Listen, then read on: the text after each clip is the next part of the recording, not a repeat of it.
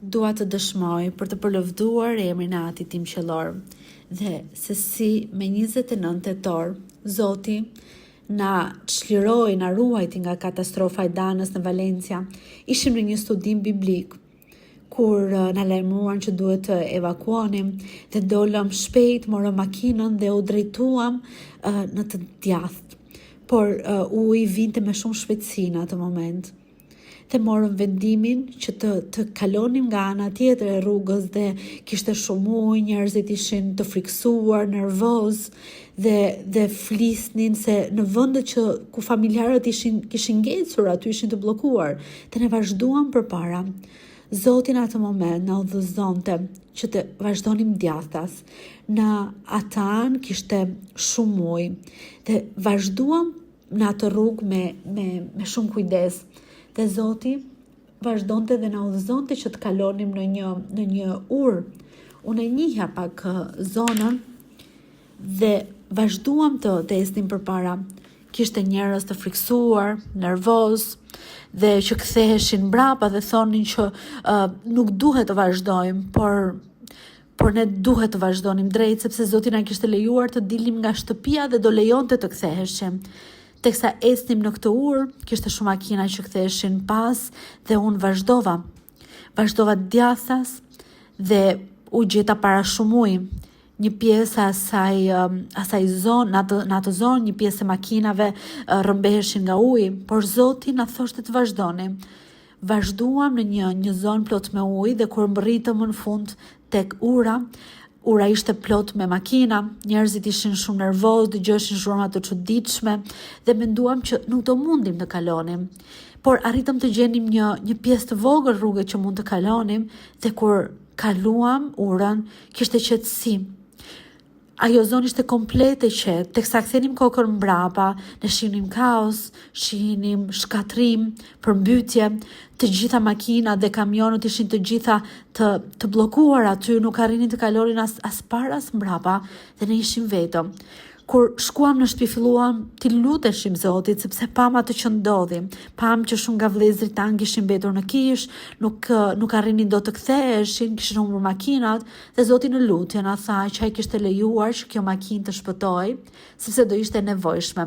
Kjo makinë do ishte nevojshme për të ndihmuar bijtë e tij për atë që do vinte më mbrapa. Dhe makina vazhdoi dhe për shumë ditë dhe ndihmoi shumë vëllezër. Dhe unë falenderoj Zotin për mënyrën se si Zoti na shpëtoi nga ajo tragjedi dhe dëshmoj këtë për të përlëvduar emrin e Zotit tim. Mirdita vëllezër, Zoti të vazhdoj t'ju bekoj. Vëllezër, dua të dëshmoj se Zoti në disa momente më thoshte që do më jepte gjëra të reja, që do më mbështeste mua, familjen time, fëmijët e mi që jam koka e shtëpisë. Dhe në ato ditë kishte shumë rreshje dhe të mërkurën shtëpia ime u përmbyt. Humba shumë gjëra dhe në ato momente teksa shikoja që u futej i thosha Zot, unë kam punën time, unë punoj në shtëpi, Zot, kjo është mbështetja ime. Dhe në ato momente i Zoti i shtëpisë më thoshte të mos shqetësohesha, të ngjitesha në katë dytë. Le të ndodhte që kishte për të ndodhur dhe më pas do të shikonim. Dhe kështu ju lidhta Zotit dhe i thash, ti më thuaj që ti je ai që jep dhe ai që heq, po ki parasysh fëmijët e mi, sepse unë jam mbështetja e tyre. U bëft vullneti yt Zot. Dhe në atë moment që mbarova, niveli i ujit filloi të rritej. Dhe shkova me vrap në kuzhinë, hoqa gjithë dritat, hipa në katën e dytë, ku jetonte i Zoti i shtëpisë, dhe shikoja tek uji po ngjitesh, dhe çdo gjë u përmbyt. Thash le të jetë si të doj Zoti.